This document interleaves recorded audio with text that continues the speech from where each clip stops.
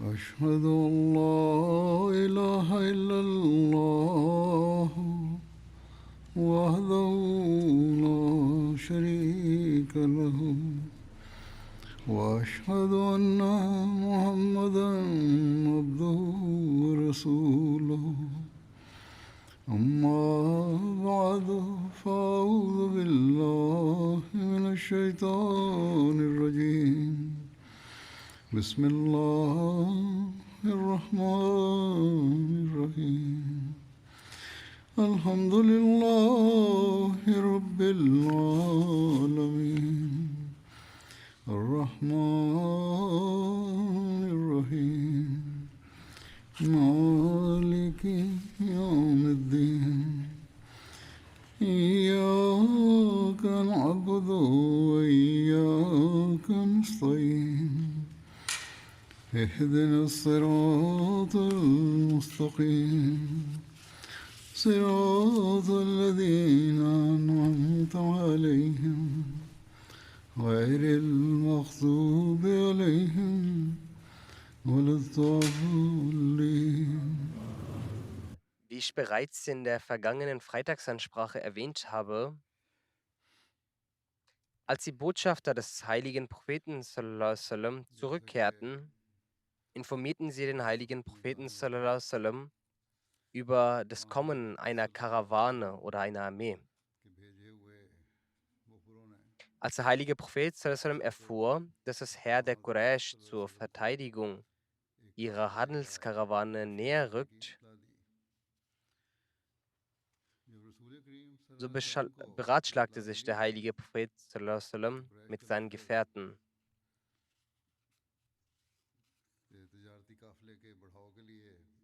Der Prophet sallallahu alaihi wasallam informierte die Gefährten über die Situation der Quraysh. Darauf stellte sich Hazrat Abu Bakr radhiyallahu anhu auf und hielt eine wunderschöne Ansprache. Dann stellte sich Hazrat Umar radhiyallahu anhu auf und hielt ebenfalls eine wunderschöne Ansprache. Und dann stellte sich Hazrat Miqdad bin Amr radhiyallahu anhu auf und sagte: O Prophet Allahs, sallallahu alaihi wasallam, gehen Sie dorthin, wohin Allah Sie angewiesen hat zu gehen. Wir werden mit Ihnen sein. Bei Gott, wir werden Ihnen nicht dieselbe Antwort geben, die das Volk Bani Israel ihrem Propheten Moses a.s. gab. Und zwar, Fazab anta wa rabbuka faqatila inna hahuna qaidun. Das heißt, gehe denn du mit deinem Herrn und kämpfet, wir bleiben hier sitzen. Wir aber werden sprechen, gehen Sie und hierher und kämpfen. Wir werden mit ihnen kämpfen. Wir schwören bei dem Wesen, der sie mit der Wahrheit entsandt hat. Selbst wenn sie uns befehlen, mit ihnen nach Barkul Miral zu reisen, so werden wir dies tun. Über den Ort Barkul Miral steht geschrieben, dass es in Jemen liegt und 5 Ebenen entfernt von Mekka liegt. Die Araber schätzen lange Strecken auch mit dieser Methodik ein.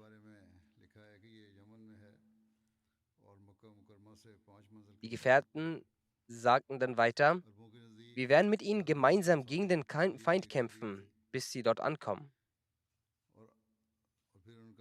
Der heilige Prophet sallallahu alaihi wasallam lobte sie mit anerkennenden Worten und betete für sie.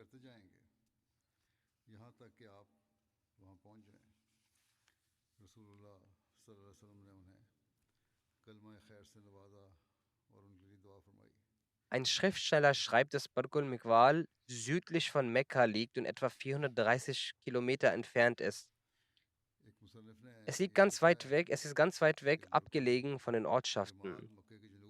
Es wurde als Redewendung für die Länge und Schwierigkeit einer Strecke verwendet, so man im Urdu Kohe Kaf, also der Kafberg, für eine weite Distanz und Strecke verwendet. Es verdeutlicht, dass die Distanz der Strecke, das heißt, egal wie weit sie auch reisen mögen, wir werden stets mit ihnen sein. Hierzu gibt es auch eine Erläuterung. Einige Historiker haben den Einwand erhoben, dass der Vers, den Hazrat Miqdad zu diesem Anlass las, aus der Surah Al-Maida ist, wohingegen diese Sure erst viel später entsandt wurde und es deshalb unvoreingenommen ist, zu diesem Anlass diesen Vers zu rezitieren. Doch die Exegeten selbst haben auch verschiedene Begründungen dafür dargelegt.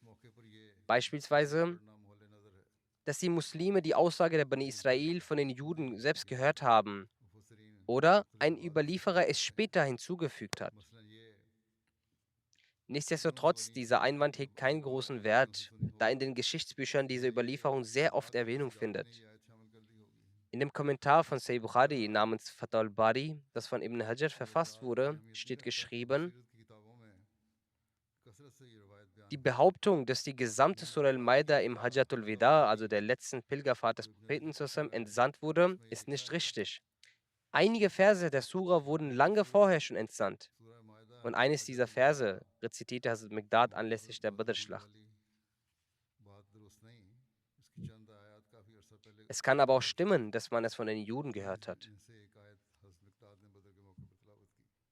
Dann wird erwähnt, dass alle drei Personen, also Hazrat Abu Bakr, Hazrat Umar und Hazrat Miqdad radhiyallahu anhum, aus den Muhajirin waren, also den Auswanderern aus Mekka.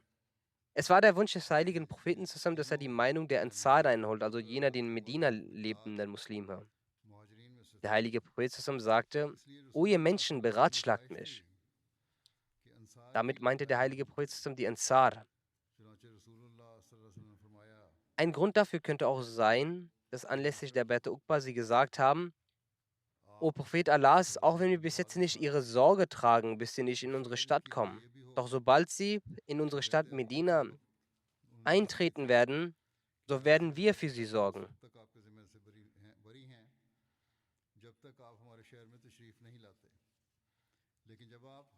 Wir werden sie vor all jenem beschützen, vor dem wir auch unsere Frauen und Kinder beschützen. Deshalb zeigte sich der heilige Prophet zusammen verwundert, ob vielleicht die Ansaren nur vor jenem Feind beschützen werden, der Medina angreift, und dachte dabei, dass sie es nicht als obligatorisch erachten, ihre Stadt zu verlassen und gegen den Feind zu kämpfen. Doch als der heilige Prophet zusammen dies wiederholte, sagte Sa'd bin Mu'adh radhiyallahu anhu zu ihm: O Prophet Allahs, es sieht danach aus, als würden sie nach unserer Meinung fragen. Der heilige Prophet zusammen sagte: Sehr wohl. Also Sa'd sagte: Wir glauben an sie und wir erkennen sie an. Und wir haben bezeugt, dass der Glaube, den sie gebracht haben, wahrhaftig ist. Wir haben ihnen ein Versprechen gegeben und haben geschworen, ihren Befehl Folge zu leisten. O Prophet Allahs, sallallahu alaihi wasallam, gehen Sie, wo immer Sie möchten, wir werden mit Ihnen sein. Ich schwöre bei dem Wesen, der Sie mit der Wahrheit entsandt hat. Wenn Sie sich an ein Meer begeben und darin gehen, so werden wir auch darin reinspringen. Kein einziger von uns wird zögern. Wir beklagen uns nicht darüber, dass Sie uns morgen im Kampf gegen den Feind mitnehmen.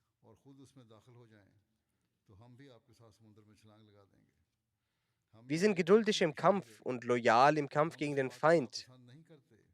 Wir sind uns sicher, dass Allah uns durch ihnen solche Taten zeigen wird, durch sie, der Prophet sallam, Augentrost erlangen werden.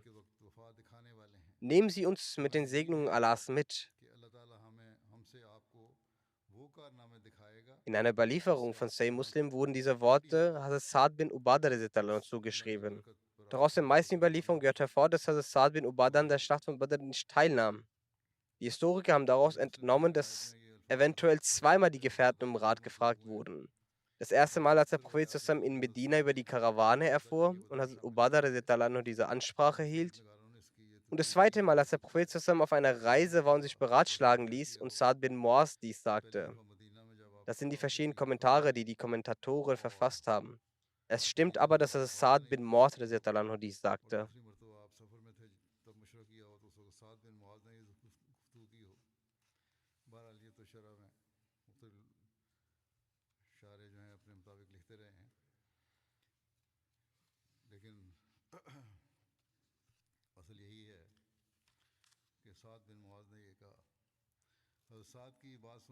Der heilige Prophet war sehr erfreut und sagte, geht los.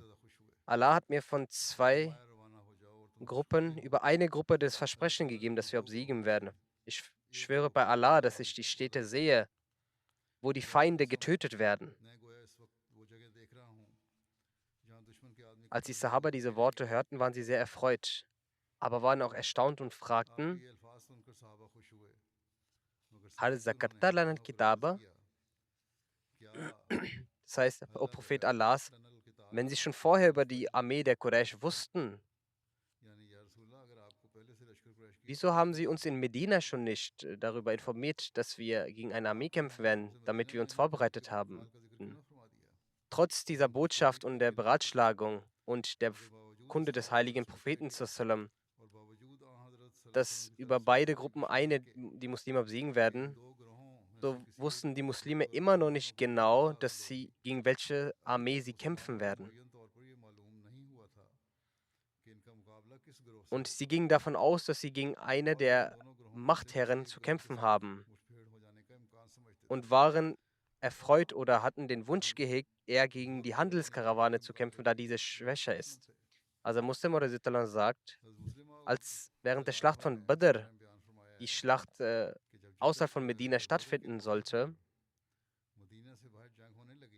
sammelte der heilige Prophet alle Gefährten und sagte, O ihr Menschen, beratschlagt mich, weil mir in Kenntnis gesetzt wurde, dass wir nicht nur gegen die Handelskarawane kämpfen werden, sondern gegen das Heer der Mekkaner.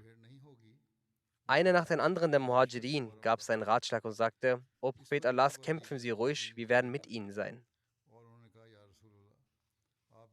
Doch jedes Mal, nachdem einer der Muhajir seine Meinung gab und sich saß, sagte der heilige Prophet zusammen, O ihr Menschen, beratschlagt mich. Der heilige Prophet dachte darüber nach, dass die Muhajirin zwar ihren Vorschlag geben, aber die eigentliche Frage gilt an die Ansar. Und die Ansar waren deshalb ruhig, weil die Kämpfenden ja aus Mekka waren. Sie waren der Meinung, wenn wir jetzt sagen, dass wir bereit sind, gegen die Mekkaner zu kämpfen, dann würden die Muhajirin vielleicht es nicht gutheißen. Und sie würden vielleicht denken, dass diese Menschen unsere Brüder töten möchten und davor voranschreiten. Als der heilige Prophet aber immer wieder danach fragte, O ihr Menschen, beratschlagt mich, dann stand ein Ansari auf und sagte, O Prophet Allahs, sie bekommen ihre Ratschläge. Einer nach dem anderen der Muhajirin steht auf und gibt seinen Ratschlag und sagt, dass sie kämpfen sollen. Aber sie fragen immer wieder danach, dass, O ihr Menschen, beratschlagt mich. Daraus wird ersichtlich, dass sie von uns Ansar einen Ratschlag möchten. Der heilige Prophet sagte, das stimmt, das war die Bedeutung. Er sagte, O Prophet Allahs, wir waren bis jetzt deshalb ruhig, weil wir Angst davor hatten, dass vielleicht unsere Muhajir-Brüder dadurch besorgt wären. Hätten wir gesagt, dass wir bereit sind zu kämpfen, so könnte es sein, dass sie vielleicht im Herzen diesen Gedanken heben, dass sie unsere Brüder und Familienmitglieder töten möchten. Der Ansari sagte, O Prophet Allahs, vielleicht deuten sie auch auf die Bette Akbar hin, in der wir versprochen hatten, dass wenn in Medina ein Feind, der eingreifen wird, dann werden wir sie unterstützen. Und wenn ein Kampf außerhalb Medinas stattfindet, dann sind wir nicht verpflichtet zu kämpfen. Der Prophet zusammen bejahte dies. Der Ansari sagte, O Prophet Allahs, als wir das Versprechen abgegeben hatten, damals wussten wir nicht genau, welche Herrlichkeit sie haben und sie besitzen. O Prophet Allahs, nun ist ihre Wahrhaftigkeit uns bekannt und auch ihr Status ist uns bekannt. Nun brauchen wir keinen Vertrag. Vorne ist das Meer. Wenn sie uns den Befehl geben, werden wir unsere Pferde darin ertränken. Und wenn es zum Kampf kommt, dann schwören wir bei Allah, wir werden auch rechts von ihnen kämpfen, auch links von ihnen, auch vor ihnen und auch hinter ihnen werden wir kämpfen. Und der Feind wird nicht bis zu ihnen hineingelangen, solange er nicht über unsere Leichen hinweg zu ihnen kommt. Nach diesem Ratschlag ging der Prophet hinfort und ging über verschiedene Wege in die Nähe von Badr. Ich habe die ausführlichen Details zu Badr auch schon davor erwähnt, aber ich werde es trotzdem tun. Nordöstlich von Medina ist es dort. Es ist ein Wüstengebiet, das bedeckt ist von großartigen Bergen. Viele Täler dort sind und auch Gärten, wo die Karawanen sich immer aufhielten. Nach einiger Zeit, als man in Badr ankam, ging der heilige Prophet mit Hazrat Abu Bakr hin weiter, bis sie einen älteren arabischen Herrn vorfanden. Sie fragten ihn über die Quraysh und den Propheten Muhammad und seine Freunde, ohne zu sagen, wer sie sind. Der ältere Herr sagte, ich werde es euch erst dann sagen, wenn ihr mir sagt, aus welchem Stamm ihr seid. Der Heilige Prophet sagte, wenn du uns sagst, dann werden wir auch dir über uns berichten, wer wir sind. Der alte Mann sagte, ich habe erfahren, dass Mohammed, Frieden Segen Allah sein auf ihn und seine Gefährten, an jenem und jenem Tag aufgebracht sind. Wenn es stimmt, dann müssen sie jetzt heute an diesem Ort sein. Er nannte diesen Ort, an dem der heilige Prophet war. Dann sagt er, ich habe auch erfahren, dass die Quraysh an jenem Tag aufgebrochen sind. Wenn der Überbringer dieser Nachricht recht hat, dann sollten sie heute an dieser Stelle sein. Er nannte den Ort, an dem die Quraysh sein sollten. Beide Sachen haben gestimmt. Als er dann Informationen gab und fragte, von wo ihr seid, antwortete der heilige Prophet: Wir sind vom Wasser. Dann ging der Prophet fort weg von ihm. Er sagte, was meint ihr mit, ihr seid vom Wasser? Seid ihr aus dem Wasser von Irak, den Quellen Iraks? Auch die Historiker haben über die Antwort des heiligen Propheten diskutiert. Unsere Recherchen haben verschiedene Historiker rausgesucht, welche Quellen sie gegeben haben. Ich werde das zusammenfassend erzählen. Die Historiker haben gesagt, dass es den Anschein erweckt, dass der heilige Prophet nicht rechtmäßig geantwortet hat. Die Schriftsteller haben geantwortet, dass auch der Prophet keine falsche Antwort gegeben hat. Die Art, wie er die Antwort gab, war, dass es weder eine Lüge war und aufgrund der gefährlichen Situation er auch ihm keine Information gegeben hat. Denn dass der Prophet ihm gesagt hat, dass wir vom Wasser sind, damit meinte er den koranischen Vers, dass Allah alles aus Wasser geschaffen hat. Das hat einer der Historiker geschrieben.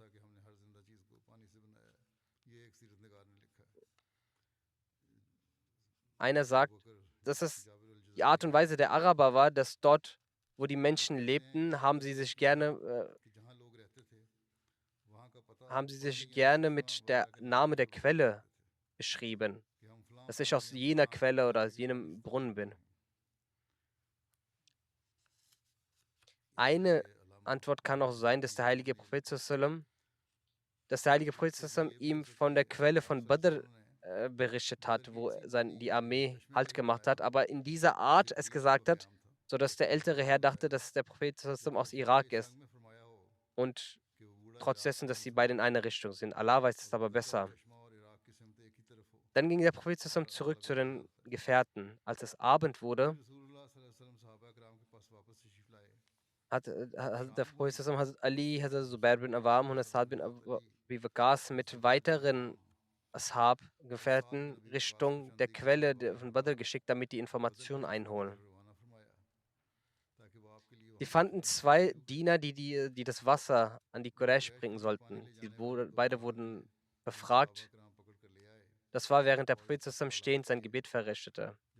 Die beiden sagten, dass wir Wasser mitnehmen möchten für die Quraysh. Dafür wurden wir beauftragt.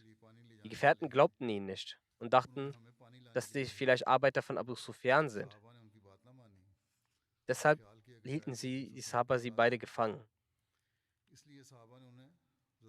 Als man sie stark ausgefragt hat, haben sie zugegeben, dass sie die Diener von Abu Sufyan sind. Die Sahaba ließen sie frei. Als der Prophet sein Gebet beendete, sagte er, als die beiden die Wahrheit sprachen, habt ihr sie geschlagen.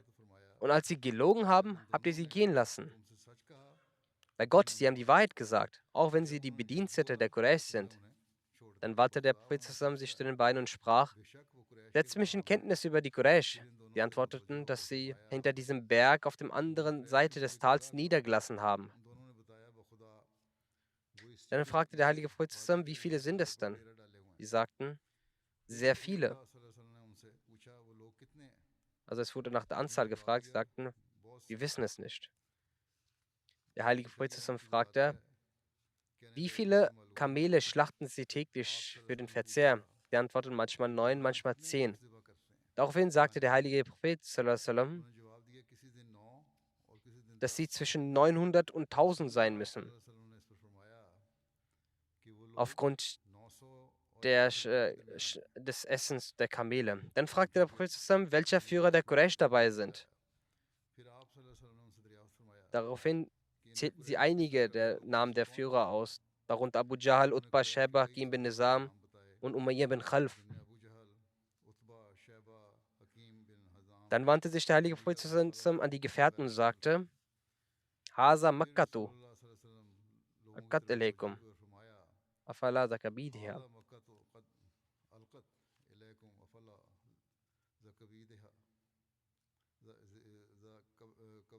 Mekka hat die Stücke seiner Leber vor euch gelegt.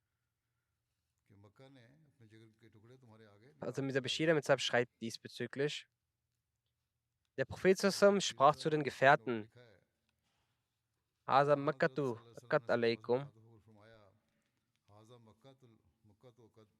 afla zakabidha.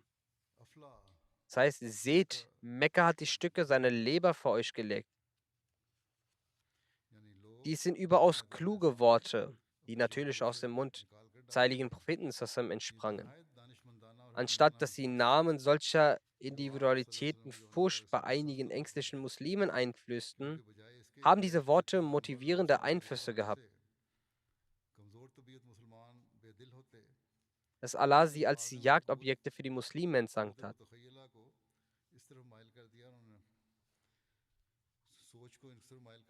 Dann bewegte der Prophet zusammen sein Heer vorwärts, damit sie vor den Götzendienern zur Quelle gelangen konnten und Oberhand über sie gewinnen konnten. Letztendlich kam der Prophet zusammen zur Isha-Zeit an die naheliegendste Quelle zum Ort Badr an.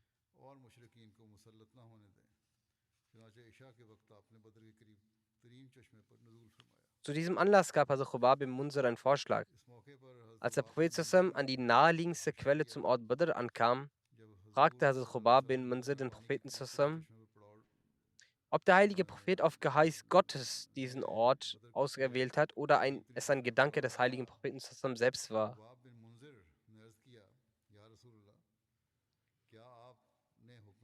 Der heilige Prophet zusammen sagte, dass dies nur mein Gedanke und ein Kriegszug sei.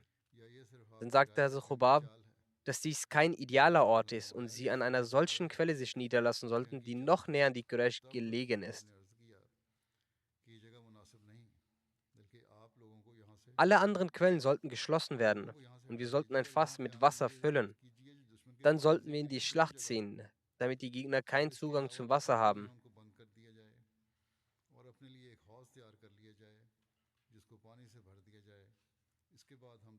Der heilige Prophet zusammen sagte, dass sein Vorschlag richtig ist und ließ sich mit seinen Anhängern an einer solchen Quelle nieder, die noch näher an den Quraysh war. Alle anderen Quellen wurden, wie gesagt, gefüllt. Und ein Fass wurde aus einer Quelle mit Wasser gefüllt. Im Buch Sirat ibn Hisham gibt es die Quelle dazu.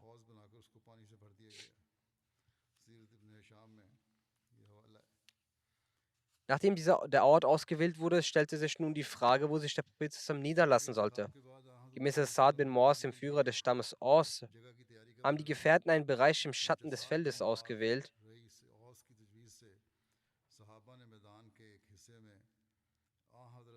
Also Sa'd bin Mu'az fragte den Propheten zusammen, O Prophet Allahs, sollen wir nicht ein Schattenzelt für sie aufbauen, damit sie darin sich aufhalten können? Diesbezüglich wurde die Erklärung von der Mirza Bashir Mitzab bereits erwähnt, doch es ist wichtig, sie auch hier nochmals zu erwähnen. Der Vorschlag von Sa'd bin Mu'az: Nachdem ein Ort für die Errichtung eines Lagers aufgewählt worden war, wurde auf Vorschlag von Sa'd bin Mu'az, dem Häuptling der Aus, ein Zelt für den heiligen Propheten zusammen an einer Seite des Feldes vorbereitet. Sa'd band das Reittier des heiligen Propheten dicht an das Zelt und sagte, O Gesandter Allahs, nehmen Sie in diesem Zelt Platz und wir werden den Feind bekämpfen im Namen Allahs. Wenn Allah uns den Sieg gewährt, dann ist dies unser größter Wunsch. Sollte sich aber Gott behüte die Sache zum Schlechten wenden, dann nehmen Sie Ihr Reittier und erreichen Sie Medina auf jede erdenkliche Weise. Dort werden Sie unsere Brüder und Verwandten finden, die in Liebe und Aufrichtigkeit uns nicht nachstehen. Da sie jedoch nicht wussten, dass in diesem Feldzug ein Krieg konfrontiert werden würde, sind sie nicht mitgekommen, sonst wären sie niemals zurückgeblieben.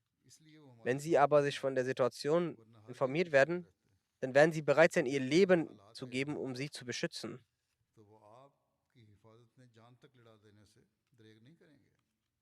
Das war die leidenschaftliche Aufrichtigkeit von Assad, die lobenswert ist.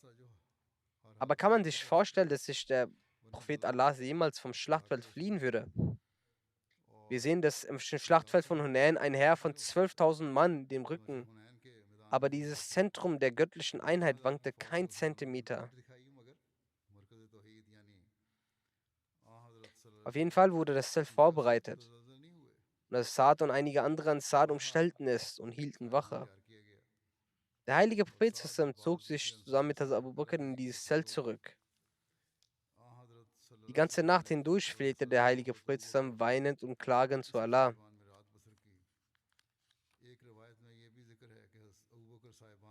Es heißt auch, dass der Abu Bakr mit seinem Schwert dort wartete. Es steht geschrieben, dass von der gesamten Armee nur der heilige Prophet der einzige war, der die gesamte Nacht wach blieb. Also Muslim schreibt diesbezüglich, als die Gefährten den Ort Badr erreichten, grenzten die Gefährten eine erhöhte Stelle für den Propheten auf. Dann fragten sie sich gegenseitig, wer das schnellste Kamel besitze. So wurde das schnellste Kamel an das Zelt des heiligen Propheten festgebunden. Als der heilige Prophet das sah, fragte er, was das soll. Menschen antworten, O Prophet Allahs, wir sind wenige. Der Gegner ist einer sehr hohen Anzahl. Wir befürchten, dass wir hier alle sterben könnten. Wir haben keine Angst vor unserem Tod. O Prophet, wir fürchten uns nur um sie, sodass sie nicht verletzt werden. Wenn wir sterben, wird der Islam nichts verlieren.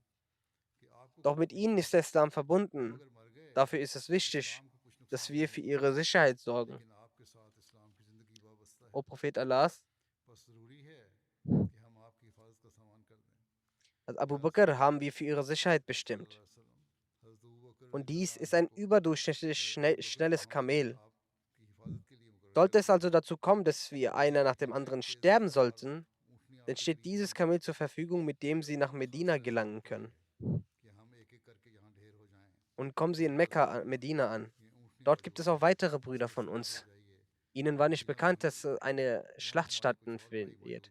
Wenn sie das wüssten, werden sie auch daran teilnehmen. Geben Sie zu ihnen, diese werden sie beschützen und sie vor dem Feind bewahren. Prophet würde dies sicherlich nicht akzeptieren, aber es war die Leidenschaft der Gefährten, welche hier zum Vorschein kam.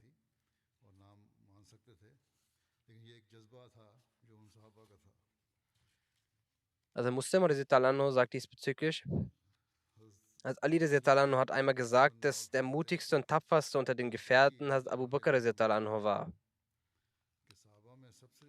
Dann sagte er, in der Schlacht von Badr, als für den heiligen Propheten zusammen ein eigenes Zelt errichtet wurde, so kam die Frage auf, wem die Aufgabe des Schutzes des heiligen Propheten zusammen übertragen wird.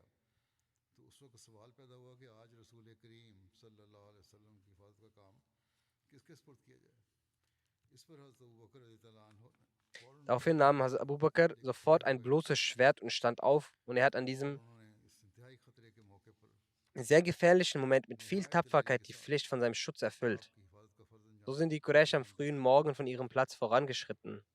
Als der heilige Prophet diese sah, so sagte er, O Allah, die Quraysh sind gekommen, um in Stolz und Hochmut mit dir und deinem Propheten zu kämpfen. das Versprechen der Hilfe von dir, welches du mir gegeben hast, so erfülle es und vernichte diese heute. Unter den Ungläubigen hat der heilige Prophet sallam Utbah bin Rabia auf einem Kamel unterwegs gesehen. Der heilige Prophet sallam sagte, wenn bei einem dieser beiden etwas Gutes ist, dann bei diesem mit dem roten Kamel. Wenn sie auf diesen hören, so werden sie auf den geraden Weg kommen.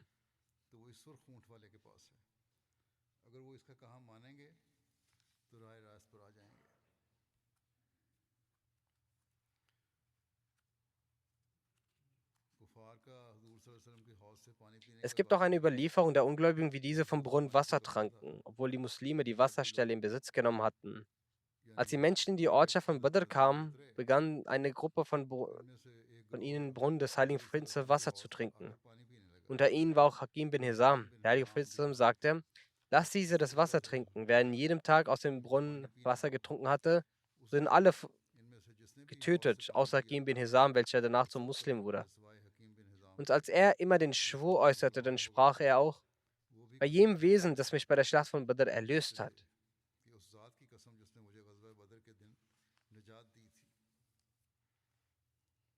Darüber, wie bei dem Krieg die Reihen begradigt wurden, steht geschrieben, morgens, bevor die Quraysh kamen, hat der heilige Prophet die Reihen der Gefährten begradigt. Der Prophet stellte die Reihen mit den Pfeilen auf. Er zeigte damit an, nach vorn oder nach hinten zu rücken, bis diese gerade wurden.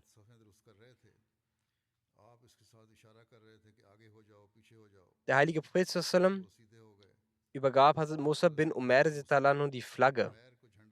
Und er stellte die Flagge an jener Stelle, wo er es ihm befohlen hatte. Der heilige Prophet begann die Reihen zu inspizieren. Er schaute nach Westen.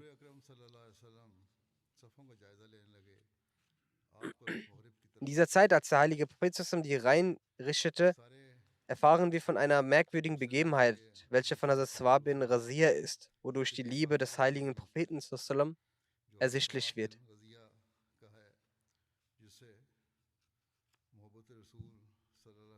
Es steht geschrieben, dass als die Reihen der Schlacht von Badr gerichtet wurden und als der heilige Prophet an Sawad bin Razir vorbeiging, so befand er sich außerhalb der Reihe. Der heilige Prophet drückte mit seinem Pfeil auf seinen Bauch und zeigte, O Sawad, stelle dich gerade auf.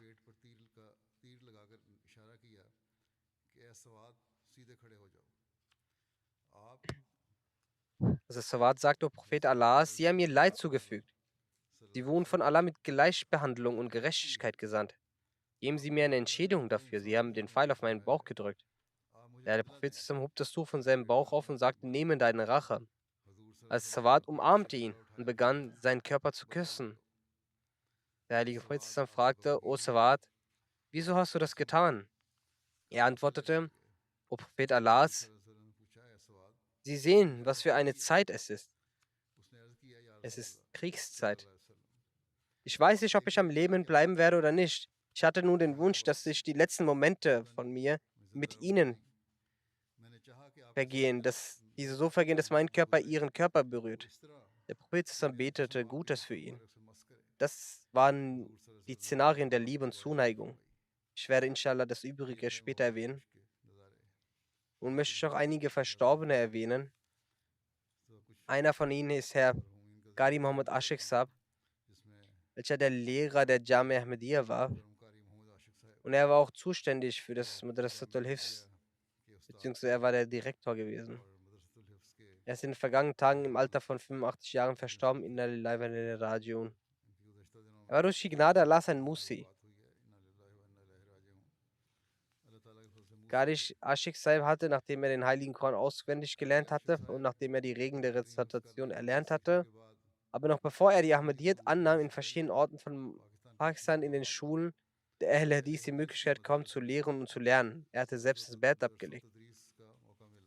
Qari Ashik Saab war unter den Ahl Hadith Denkschule, bevor er Ahmadi wurde. Qari Saab hat selbst über sich geschrieben, er hat ein Buch schreiben lassen und sagt, es ist eine Begebenheit von 1997, als ich in Karachi war. Da war ich in der Gesellschaft von einigen Freunden, die Gelehrte waren. Ich ging oftmals zu ihnen hin. Ich las dort die Zeitung. und mit einigen Gelehrten saß ich in Sitzungen. Eines Tages saß ich dort und las die Zeitung, als ein Freund, der ein Buch des verheißenen Messias gelesen hat, sagte, es ist ja ein Wunder. Ich fragte ihn, was ist denn so wunderbar? Er sagte, unsere Gelehrten haben die Auffassung von der Abrogation von verschiedenen Versen, wobei Mirza Ghulam Qadian sagt, dass nicht einmal ein Punkt des heiligen Koran annulliert werden kann. Gadisab sagt, dass es damit mein Interesse geweckt hat. Er sagte zu sich, dass er darüber nachforschen wolle, ob die Ahmadiyyat wahr oder falsch ist. In seiner Biografie ließ er es weiter schreiben. Eines Tages bin ich nach dem Namaz zu Ahmadiyya Hall in Karachi gegangen, um über die Ahmadiyya mehr zu erfahren. Ich traf dort auf einen Ahmadi und fragte ihn, dass ich einige Fragen habe und Informationen brauche. Bitte helfen Sie mir. Dort nahm ich eine Person von der Ahmadiyya Hall mit nach Hause und gab mir einige Bücher zum Lesen. Ich las diese Bücher und habe diese einem Gelehrten von meinen Freunden gezeigt und sagte, das ist doch der Islam. Der Gelehrte sagte, sie sind sehr gutgläubig, sie wissen nicht. Aber ich sage ihnen, dass die Auffassungen in den Büchern von Mirza Sahib, die dort festgehalten werden, sind gemäß des Islam. Das sind die Bücher, welche er in seinen früheren Zeiten geschrieben hat. Aber die großen Bücher, die er später geschrieben hat, darin hat Mirza Sahib falsche Gedanken und Fakten geschrieben. In dem Buch ist das bereits in den Anfängen geschrieben wurde. Darin wurde der Islam beschrieben. Gadisab ging dann zu jener Person, mit der er in Kontakt stand und äußerte, dass er ein großes Buch möchte. Die Person sagte, dass, obwohl in den Büchern des Verheißenen Messias kein Widerspruch ist, da ist es die ersten oder letzten, die geschrieben wurden, welche Weisheit des Ahmadis war, wieso er nicht dieses große Bücher gegeben hat, Allah weiß besser. Danach ist der Kontakt von Kaiser mit ihm abgebrochen. Danach, also laut eigener Erzählung von Qadisab, erfährt man, dass ein sonderbarer göttlicher Beschluss in seinem Herzen eine Unruhe hervorrief und Qadisab an mehreren Gelegenheiten nach Rabwa zu gehen pflegte und dort die örtlichen Ahmadis kontaktierte. Er betete auch dafür und sah auch viele Träume. In einem dieser Traum sah er Ismau Sawt as-Sama, Ja al-Masih. Höret die Stimme des Himmels, der Messias ist da.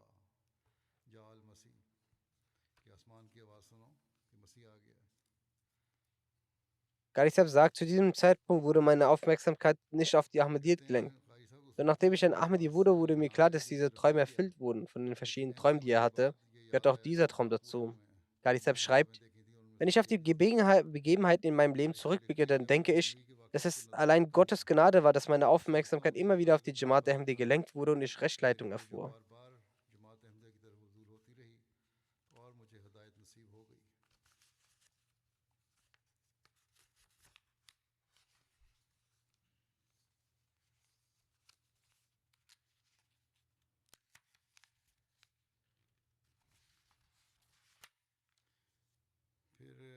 Dann schreibt er, auf dem Ijtima der Ansarullah traf ich auf Sheikh Abdul Qadir Sahib, Rabbi Silsila Lahore. Er sagt, am ersten Tag des Ijtimas, er besuchte das jährliche Ijtima, damals hat er noch nicht das Wert abgelegt. Sie sah mir alle Programme des ersten Tages an. Etwa am zweiten oder dritten Tag des Ijtimas äußerte ich den Wunsch, dass ich mein Treuegelübde ablegen möchte.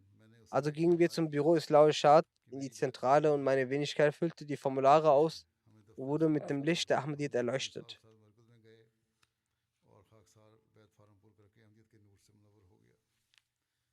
Nachdem er die Ahmadiyyat angenommen hat, musste er auch Schwierigkeiten ertragen. Auf der anderen Seite wurde von seinen Nicht-Ahmadi-Lehrern und Anführern auf verschiedene Art und Weisen versucht, ihn wieder zurückzuholen. Ihm wurden auch Versprechungen gemacht und auch Härte gezeigt. Qadisab sagt, nachdem ich die Ahmadiyyat akzeptiert hatte, kamen einige Schwierigkeiten auf meinem Weg, doch Allah ließ mich standhaft bleiben und ich befolgte von ihm gegebenen Weg. Die Führung Allahs war vorhanden, deswegen konnte keine weltliche Versprechung mich vom geraden Weg abbringen. Mich gegen die Jamaat Ahmadiyya aufzuhetzen und zurück zur Jamaat Ahl Hadith zu bringen, wurde sehr stark versucht.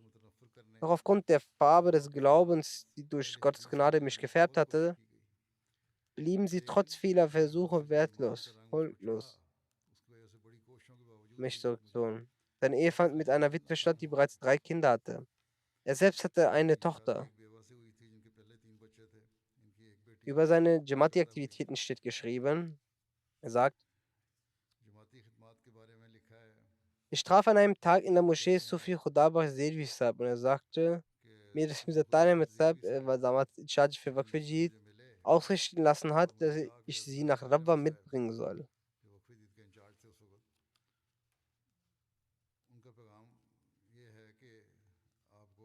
Er hatte das Bett bereits abgelegt. Er sagte, als ich dort kam, sagte Mir Sahib, hörte er zuerst seinen Tilawat an und hat mir dann die Aufgabe gegeben, den heiligen Koran für die Waqf Jadid Molamin mitsamt den richtigen Regeln zu lehren. Im Waqf Jadid hat sich auch eine Unterkunft gekümmert. Dies ereignete sich im Jahr 1964. Er wurde im Waqf Jadid als Mollam Qadi Sahib am 1. Januar 1965 eingestellt. Währenddessen kamen die Shahid-Studenten der Jamia Ahmadiyya zum Lehren des Heiligen Koran in sein Waqf Jadid-Büro. Später hat Mir Daud Ahmed Sahib, der damals Principal Jamia gewesen ist, angefangen, in der Jamia zu lehren. Damals war die Jamia ein College der Jamaat gewesen und mit Einhalten von Parda hat er auch die Mädchen den Heiligen Koran unterrichtet.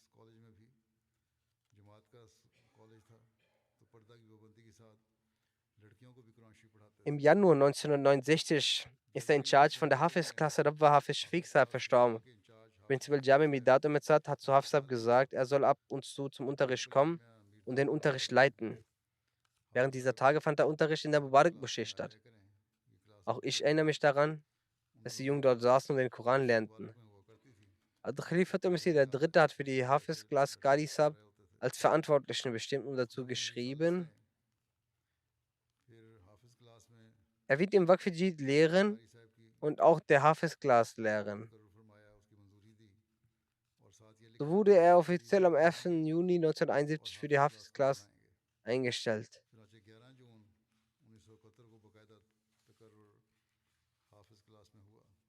1998 wurde er. Trotz dessen hat er bis 2019 in der Madrasa Hifz und in der Madrasatul Zafar Koran gelehrt.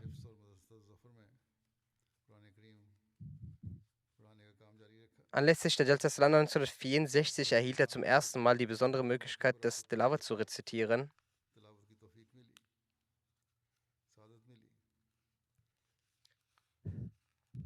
Qadi Sahib beschreibt,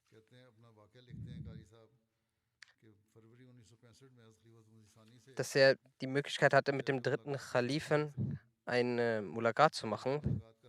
Das war ein historischer Mulakat. Er erzählt, ich erhielt die Möglichkeit für einen Musafa und dieser Moment hat mein Leben verändert. Brother Sahib hat mich also Khalifatul Masih vorgestellt, dass ich Qadi Muhammad Ashik Sahib bin, der ein Konvertit ist. Er war gerade dabei, mich vorzustellen, als er so liebevoll mich tief anschaute und meine Hand hielt.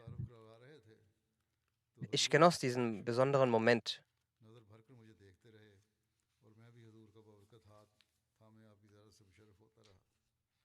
Während dem gesegneten Monaten Ramazan hatte er in der Mubarak-Moschee 15 Jahre lang die Möglichkeit, das Namaz-e-Tarawih zu leiten.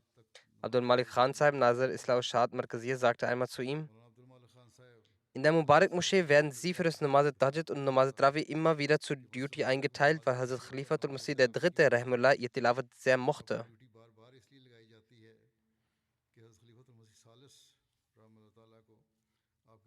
Er hatte zahlreiche Schüler und jetzt sind diese in der Welt in verschiedenen Orten verbreitet. Ich habe auch einige Briefe von ihnen erhalten, die von seinen Qualitäten profitierten und von seinem Wissen auch profitierten.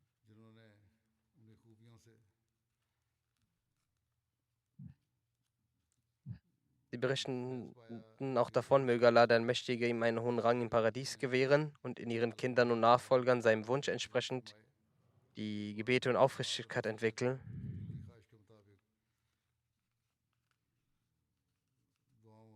Die zweite Erwähnung ist von Herrn Nuruddin al-Husni, der ein alter Ahmadi aus Syrien war.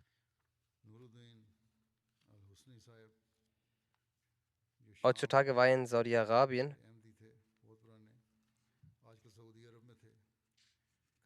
Da er seit einigen Jahren Ahmadi war, war er in einem Gefängnis in Saudi-Arabien gefangen. Er war Silan in der Hemollah. Trotz Krankheit und Härte blieb er aufrichtig in seinem Glauben. Letzten Endes starb er während seiner Gefangenschaft am 25. Mai im Alter von ungefähr 82 Jahren. Inna lillahi wa inna ilaihi rajiun. Sein Vater Al-Had Abdurrauf al-Husni hat im Jahr 1938 das Bai'at gemacht. Herr Munin al-Husni, der ehemalige Amir Jamaat aus Syrien, war der Onkel vom verstorbenen Nuruddin al-Husni.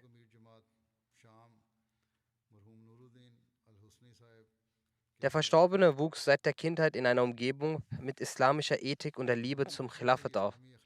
Er war 13 oder 14 Jahre alt, als sein Vater verstarb.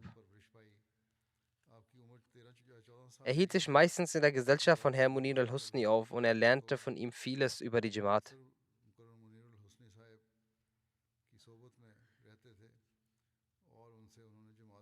Als Hazrat Muslim 1955 nach Damaskus ging, übernachtete er beim Onkel vom verstorbenen Herr Fazluddin al-Husni. In diesen Tagen erhielt der Verstorbene einmal die Möglichkeit von Hazrat Muslim den Heiligen Koran zu rezitieren. Er fastete regelmäßig, montags und donnerstags fastete er besonders.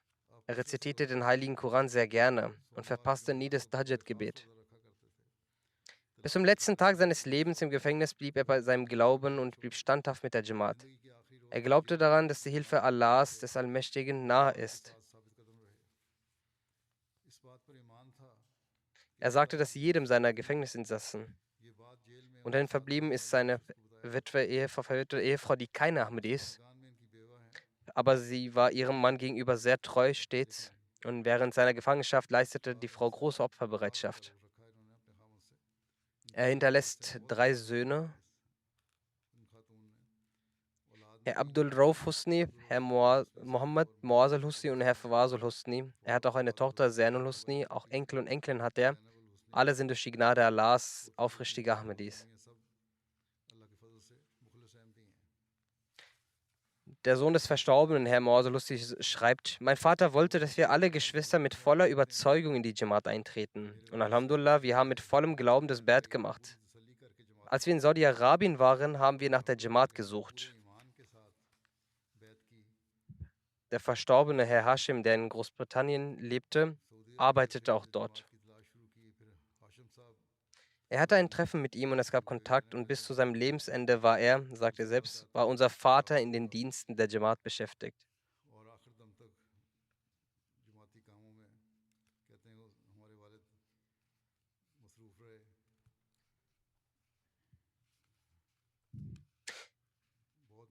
Er war sehr liebenswürdig. Er schreibt, 2019 wurde er gerufen und er wurde gefangen genommen. Nach vielen Versuchen kam heraus, dass unser Vater aufgrund seines Ahmadis sein und aus dem Grund, dass er auf der sozialen Medien Tabligh-Arbeit leistet, beschuldigt wurde. 2 Jahre lang haben wir alles unternommen, um ihn zu befreien. Viele Anwälte haben wir hierfür beauftragt. Sein Freispruch wurde genehmigt und er kam auch frei. Doch einige Stunden später rief ihn die Polizei zum Bahnhof und verhaftete ihn wieder. Und diesmal wurden härtere Maßnahmen getroffen als beim ersten Mal. Man durfte ihn weder treffen noch mit ihm telefonieren. Sein Gesundheitszustand wurde aufgrund seines Alters schlechter. Er hatte auch einige Krankenhausaufenthalte. Doch seine Familie durfte ihn nicht besuchen.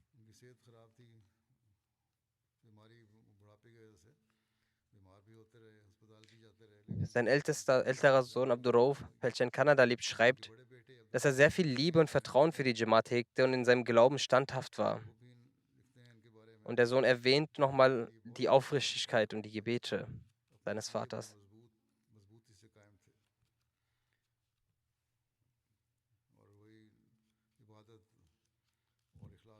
Er schreibt, als er 2016 gefastet wurde, hat er gefastet und er wollte sein Fasten nicht brechen, obwohl er wusste, dass es sehr hart wird.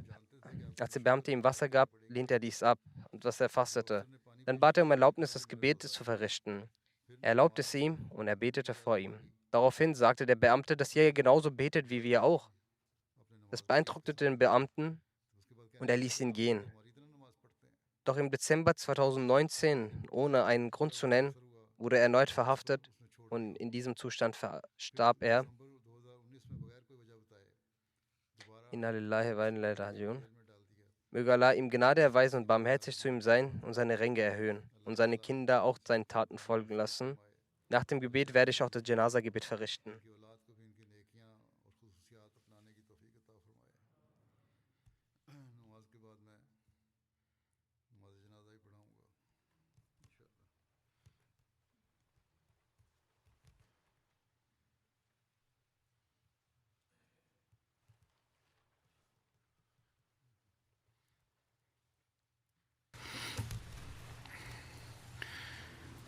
الحمد لله الحمد لله نحمده ونستعينه ونستغفره ونؤمن به ونتوكل عليه ونعوذ بالله من شرور أنفسنا ومن سيئات أعمالنا من يهده الله فلا مضل له ومن يضلله فلا هادي له ونشهد أن لا إله إلا الله ونشهد أن محمدا عبده ورسوله عباد الله رحمكم الله إن الله يأمر بالعدل والإحسان وإيتاء ذي القربى وينهى عن الفحشاء والمنكر والبغي يعظكم لعلكم تذكرون اذكروا الله يذكركم وادعوه يستجب لكم ولذكر الله أكبر